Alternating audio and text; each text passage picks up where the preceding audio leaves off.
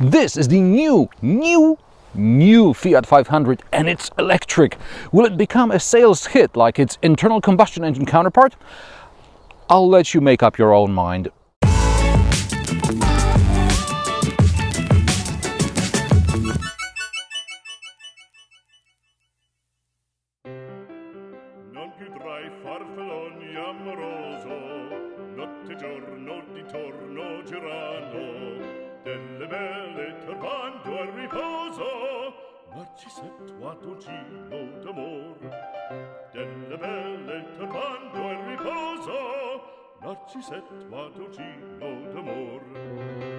Don't worry, the internal combustion engine 500 is still available, although due to tougher emissions norms, it is now a so-called mild hybrid.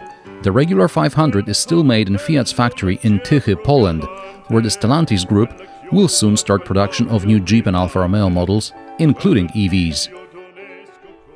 Stellantis is the former Fiat Chrysler Automobile, now joined by PSA. Today Stellantis is responsible for Abarth, Alfa Romeo, Chrysler, Citroën, Dodge, DS, Fiat, Fiat Professional, Jeep, Lancia, Maserati, Mopar, Opel, Peugeot, Ram and Vauxhall. And now back to the new Fiat 500, which is electric. The badge says 500e, but it should not be confused with the US-made 500e variant based on the 2007 model produced in Poland. At first glance, the new Fiat 500 looks like another facelift of the existing model. There are new headlights, new fascia with a large 500 logo. On the side, the indicators protrude from under the bonnet, a modern take on the old round blinkers which were located behind the fenders. In the back, there are new tail lamps and a modified bumper because there is no exhaust.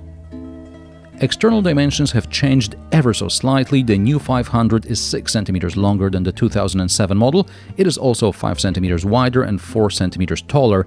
The wheelbase is just 2 cm longer and the boot capacity remained unchanged. Which means 185 liters, and that's still more than in the Honda E. But like in the Honda, also in the Fiat 500e, the charging cables take up at least a quarter of the boot space. That being said, Fiat offers the most stylish cable bag I've seen in an EV. Get in there! Instead of the pretty bag, I'd rather have a separate storage for cables like a frunk, but this is where the electric motor still lives.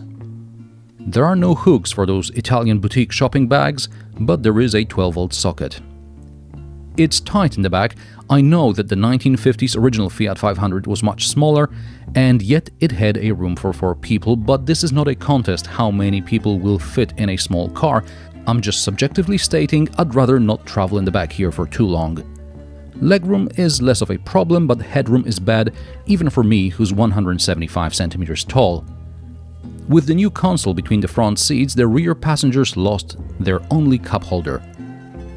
If you want better access to the rear seat, because you want to put your kid in a child seat and not break your back doing it, Fiat now offers a 3+1 body style with a passenger side rear suicide door like there was on the first-gen Mini Clubman.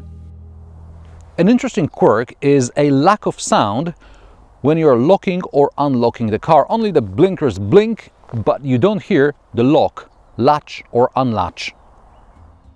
As soon as you get in and try to close the door, you see something's changed. The door handle is now higher and at a different angle. You'll realize it has been redesigned on a rainy day when you try to shut the door with a moist hand and your fingers will slip. Bravo! Gone are the retro-style door handles. Now, in order to open the doors, you have buttons, and these buttons have the same design like the start button. And by the way, do these look at all familiar to you? Where do you think they came from? I'll tell you in a minute, but you can drop me a comment. So pause the video, drop me a comment. Anyway, for safety, you cannot rely only on electronics. You have to have a redundant physical door opening mechanism. So below the buttons next to the door bins are regular pull handles. Now, are these buttons really necessary? And the buttons look like they came from Mercedes. I suspect that during the Daimler-Chrysler era, both partners used the same supplier, and now the supplier called Fiat and said, "Hey, I've got a truckload of buttons, you want? Der fragt voor Mercedes Premium. Big changes in the front. There is now a new digital cockpit, new steering wheel, new display with a new infotainment system, new console between the seats. Now I can see this is more than just a facelift. On the driver's display, there is information regarding state of charge, range, driver aids, and basic settings. You can even display an entire map. You navigate the driver's screen menus using buttons on the left side of the steering wheel. On the right side, there are buttons related to adaptive cruise control. Traditionally, for FCA, now Stellantis cars, there are additional volume and skip buttons on the back side of the steering wheel where you can't see them.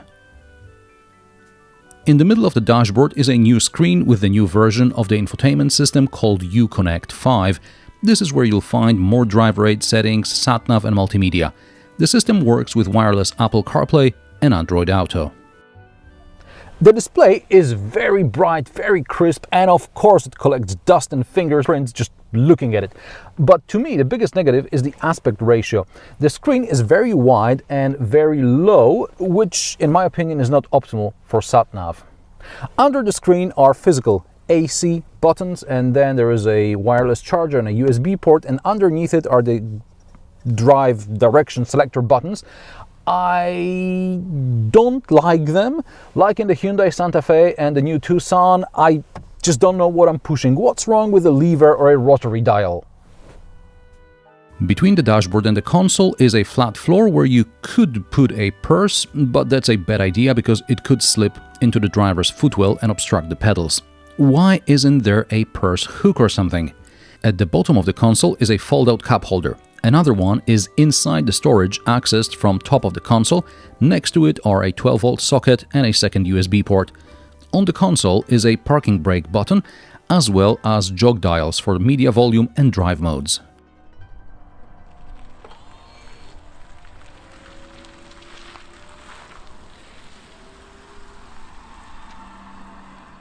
Fiat offers the 500e in 2 powertrain and range variants, 3 body styles and 3 trim versions. You can choose the basic 95 horsepower motor with 24 kWh batteries, usable 21 kWh, or the 118 horsepower version with a 42 kWh battery, usable 37 kWh.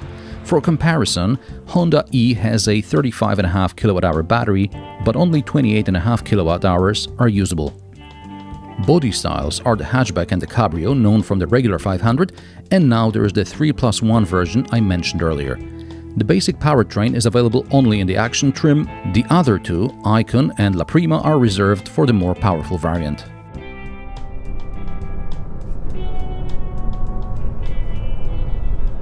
This is the 118 horsepower Icon hatchback with 220 Nm of torque, available anytime.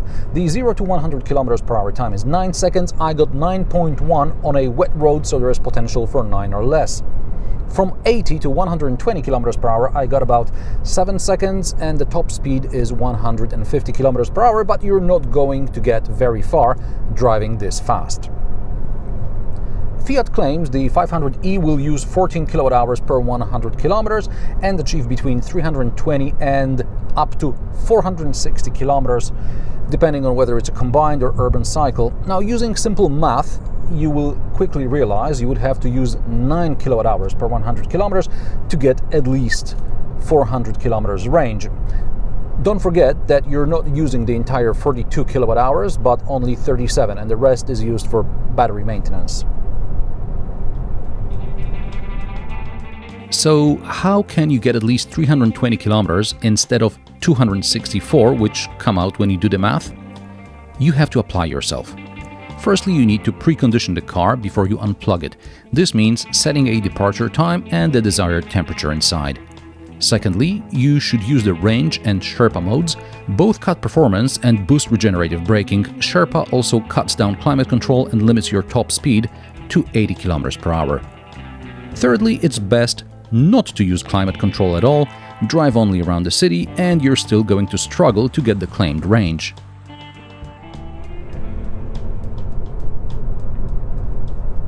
For the first 20-30 kilometers, I was quite optimistic as the battery indicator displayed very little charge decrease. I was hoping for 300 plus range, but then It became colder and I barely made it to the charger, having driven less than 200 kilometers. Even taking into account some time and energy use while I was filming beauty shots and the car was on, I doubt I'd get much more than 200 kilometers in temperatures below 10 degrees Celsius. And when the charge drops below 15%, the battery warning light starts flashing red and it doesn't stop until you charge. Charging from a regular home socket takes at least 15 hours, at least 4 hours from an 11 kilowatt wall box, and 35 minutes 0 to 80% of charge from an 85 kilowatt DC charger if you have one somewhere on the way. Most chargers in Poland in Q2 2021 are 50 kilowatts or less. Handling. Well, once you turn off all the driver aids, the car is not very involving to drive. It's quick and nimble when it has to be, but you could say the same thing about one of those per-minute scooters you rent out on the town. The front collision warning system with emergency braking is oversensitive and it cuts in even in its lowest setting when I try to region brake. The system is active every time I start the car. Also, the active lane keeping assist is active every time I start the car, and like the collision warning, it also likes to be overzealous.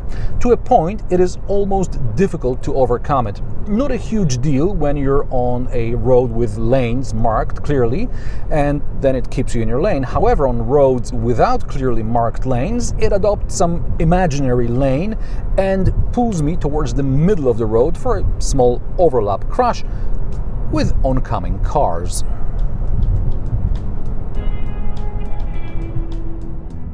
Does the Fiat 500e have any positives? With turning radius of just 4.65 meters, it's not far behind the Honda E. Also, visibility is decent and there is an optional reversing camera, but you can't have a 360 camera like you do on the Honda E. Fiat 500e prices start at €23,500 for the basic 95 horsepower 257 km range model. The cheapest long-range hatchback starts at €29,500. This Icon test car with options costs around €35,500. The only bright side of the electric Fiat 500e is its relatively low base price.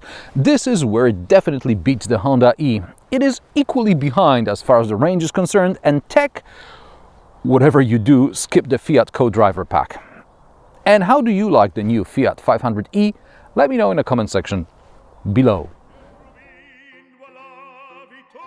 If you like my sarcastic, down-to-earth and possibly mildly amusing car reviews, join me every Friday at 3 p.m. Central European Time, and don't forget to subscribe and like this video as it helps me with the YouTube algorithm. Thanks for watching, and I will see you in the next one.